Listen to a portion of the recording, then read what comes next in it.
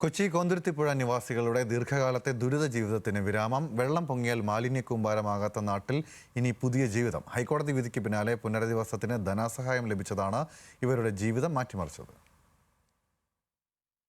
ചേരിയല്ലാണ്ട് ജീവിക്കണം. ഞങ്ങൾ ചേരിയിൽ ഞങ്ങൾ ജീവിച്ച് ഞങ്ങളുടെ മക്കൾക്ക് ഒരു ചേരി നല്ലൊരു അഡ്രസ്സിലാണ്ട് നല്ലോണം ജീവിക്കണമെന്നാണ് ഞങ്ങളുടെ ആഗ്രഹം. മഴ പെയ്താൽ എറണാകുളം ജില്ലയിലെ വിവിധ ഭാഗങ്ങളിൽ നിന്നുള്ള വെള്ളക്കെട്ട് ഏറ്റവും കൂടുതൽ രൂപപ്പെടുന്നത് ഈ പ്രദേശത്താണ്. 40 വർഷമായി ഇവിടെയുള്ളവരുടെ ദുരിതം തീർന്നിട്ടില്ല. ഇപ്പോഴാണ് അവരൊന്ന് ശ്വാസം വിടുന്നത്. ഞാൻ പറഞ്ഞു വരുന്നത് കൊച്ചി കോന്തുരുത്തിപ്പുഴയുടെ കഥയാണ്, അതിൻ്റെ ചരിത്രവും.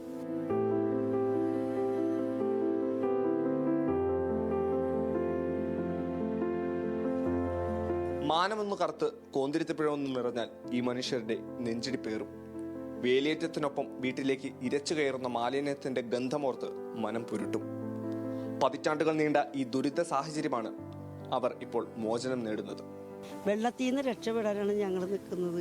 ഒരുപാട് കഷ്ടപ്പെട്ടു. വെള്ളവും ചെള്ളയും എല്ലാം രക്ഷപ്പെട്ടതാണ്. ഇപ്പം ഞങ്ങൾ എവിടെയെങ്കിലും പോയി 2 സെന്റ് സ്ഥലം മേടിച്ച് ഒരു കൂര വെച്ച് കിടക്കാൻ ഞങ്ങളുടെ ആഗ്രഹം.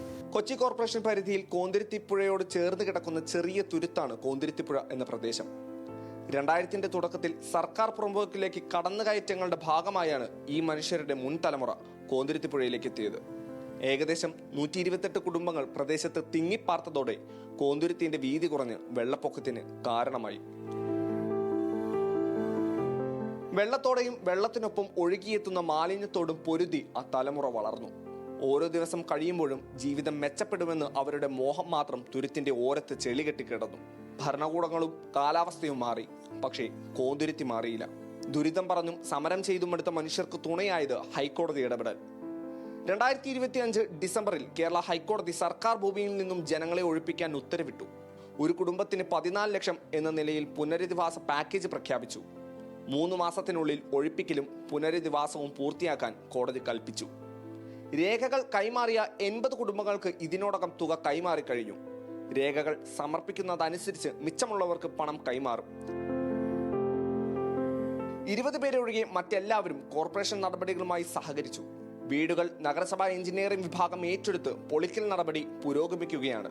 സ്ഥലം ഒഴിയുന്നവർക്ക് പുതിയ മേൽവിലാസം ഉറപ്പാക്കുമെന്ന് മേയർ.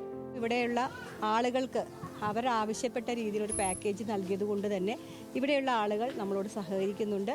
എല്ലാവരും 10-9 വർഷമായിട്ട് താമസിക്കുന്ന സ്ഥലത്ത് നിന്ന് മാറേണ്ടി വരുന്നതിനുള്ള ദുഃഖം അവർക്കുണ്ടെങ്കിൽ പോലും അവർ ഒറ്റത്തവണയായി 14 ലക്ഷം രൂപ കിട്ടിയത് കൊണ്ട് അവർക്കൊക്കെ വീട് വാങ്ങിക്കാനും അല്ലെങ്കിൽ പണയത്തിന് പോകാനും ഒക്കെയുള്ള സൗകര്യങ്ങൾ അവർ ചെയ്തിട്ടുണ്ട്. അവർ അതുകൊണ്ട് തന്നെ കോർപ്പറേഷനുമായി സഹകരിക്കുന്നുണ്ട്. കഷ്ടജീവിതത്തിന്റെ കയ്പുണ്ടെങ്കിലും ജനിച്ചു വളർന്ന മണ്ണ് വിട്ടു പോകുമ്പോൾ കോന്തുരുത്തിക്കാരുടെ ഉള്ളുലയുന്നുണ്ട്. ആപത്തുകാലത്ത് ചേർത്ത് പിടിച്ച അയൽപക്കങ്ങളെ വിട്ടൊഴിയുമ്പോൾ ഓർമ്മകൾ നീറുന്നുണ്ട്. പോകാൻ ഭയങ്കര വിഷമമുണ്ട് ഞങ്ങൾക്ക്. തമ്മിൽ എല്ലാവരും പാടില്ലെങ്കിൽ നോക്കാനോ പിടിക്കാനോ, ഒരു ഭർത്താവില്ലെങ്കിൽ തന്നെ ഒരു ഒറ്റയ്ക്ക് ജീവിക്കാനൊക്കെ പറ്റും. അങ്ങനത്തെ ഒരു നല്ല ഏരിയ, നല്ല സെൻറ്ററാണ്. ഭയങ്കര വിഷമമുണ്ട് ഞങ്ങൾക്ക് പോകാൻ.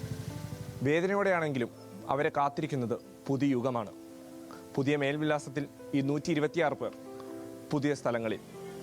കൊച്ചിയിൽ നിന്നും ക്യാമറ പേഴ്സൺ ഷഹീർ ഗുരുവായൂരിനോടൊപ്പം ഇസ്സത്ത് സുൽഫിക്കർ, ന്യൂസ് മലയാളം.